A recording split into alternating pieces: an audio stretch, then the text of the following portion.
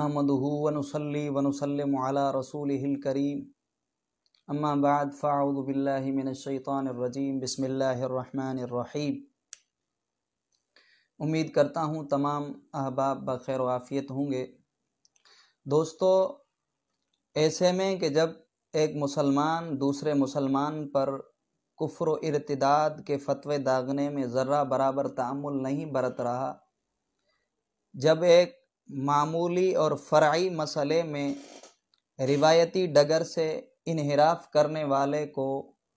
ابدی جہنمی قرار دینے میں کوئی ڈر یا خوف گوارا نہیں کیا جا رہا، جب حق و ثواب کو فرد واحد یا ایک مخصوص جماعت میں منحصر سمجھا جا رہا ہے، میں نے مناسب خیال کیا کہ ہمارے اکابر مثلاً امام اہل سنت شاہ امام احمد رضا خان فاضل بریلی رحمۃ اللہ تعالی علیہ یا امام غزالی رحمۃ اللہ تعالی علیہ کی تعلیمات جو اس بابت ہیں، ان سے ہمارے اہل علم طبقہ بالخصوص ہمارے دینی طلباء کو آگہی دی جائے تاکہ وہ اس پراگندہ ماحول میں پنپنے والے تکفیر اور تضلیل جیسے مہلک امراض سے خود کو بچا سکیں اور جان سکیں کہ ہمارے اکابر نے اس باب میں کس قدر احتیاط کا مظاہرہ کیا ہے اور اس انتہائی حساس معاملے میں کس قدر سخت اصول و ضوابط مقرر کر کے اس کا دروازہ تنگ بلکہ مسدود کرنے کی کوشش کی۔ اس بارے ہماری پہلی سیریز جو امام غزالی رحمۃ اللہ تعالی علیہ کی مایہ ناز تصنیف فیصل التفرقہ بین الاسلام والزندقہ پر مشتمل ہوگی، اور اس سیریز کے کل تقریباً ہوں گے جو بصورت لیکچر یہاں پر پیش کیے جائیں گے، جن کے عناوین کچھ اس طرح ہوں گے۔ نمبر 1، کیا حق و ثواب کسی فرد واحد یا کسی ایک جماعت کے ساتھ خاص ہے؟ نمبر 2، ایمان و کفر کی تعریف اور وجود کے مراتب یا درجات۔ نمبر 3، وجود ہائے خمسہ کی انطباقی و اطلاقی امثلہ،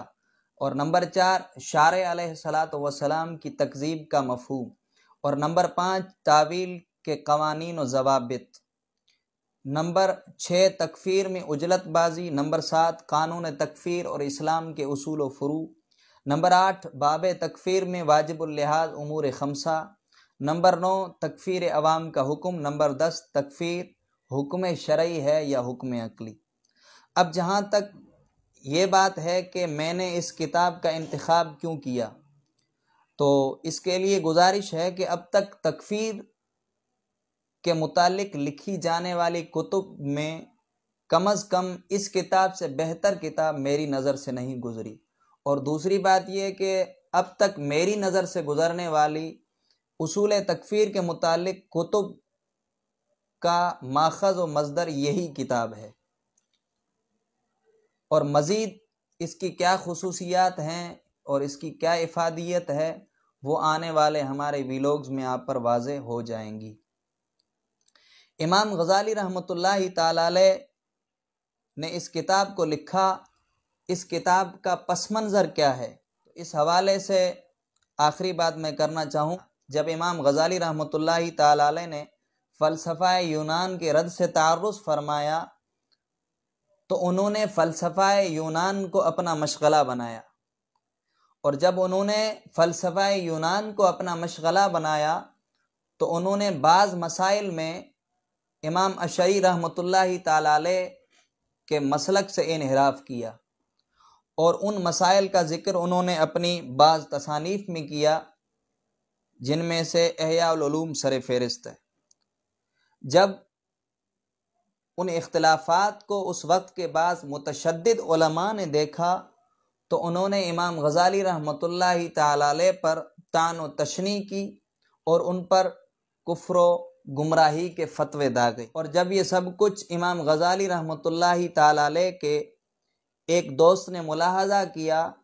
تو انہوں نے امام غزالی رحمۃ اللہ تعالی علیہ کو ایک مراسلہ لکھا جس میں انہوں نے ان احوال کی تفصیل کو ذکر کیا۔ جب وہ مراسلہ امام غزالی رحمۃ اللہ تعالی علیہ کو پہنچا تو امام غزالی رحمۃ اللہ تعالی علیہ نے ان کے اپنے دوست کے اس مراسلے کے جواب میں یہ رسالہ بنام فیصل التفرقہ بین الاسلام و زندقہ تصنیف فرمایا۔ اسی رسالے کے دیباچہ میں امام غزالی رحمۃ اللہ تعالی علیہ لکھتے ہیں، جس کا خلاصہ ہے کہ عزیزم، میں تمہارے اندر تنگ دلی اور فکری پریشانی محسوس کر رہا ہوں، اور اس کی وجہ میری بعض کتب جو اسرار دین کے متعلق لکھی گئی ہیں ان پر حاسدین کی طعن و تشنیع۔ ان کا خیال ہے کہ میری ان تصانیف میں بعض باتیں مشائخ متقدمین کے مذہب کے مخالف ہیں۔ وہ سمجھتے ہیں کہ اشعری کے مسلک سے بالشت برابر انحراف بھی کفر ہے، چاہے وہ اختلاف یا انحراف کسی معمولی اور فرعی مسئلے میں ہی کیوں نہ ہو۔ سو تم اپنا دل چھوٹا نہ کرو اور یاد رکھو کہ جب حضور صلی اللہ تعالی علیہ وآلہ وسلم،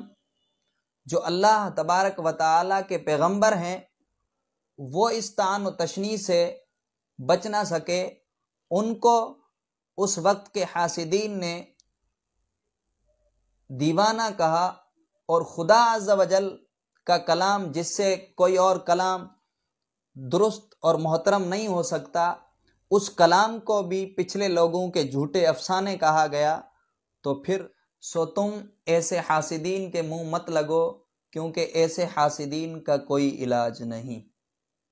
انشاءاللہ عز و جل اگلی ویڈیو میں پھر ملاقات ہوگی۔ اجازت دیجیے۔ السلام علیکم ورحمۃ اللہ وبرکاتہ۔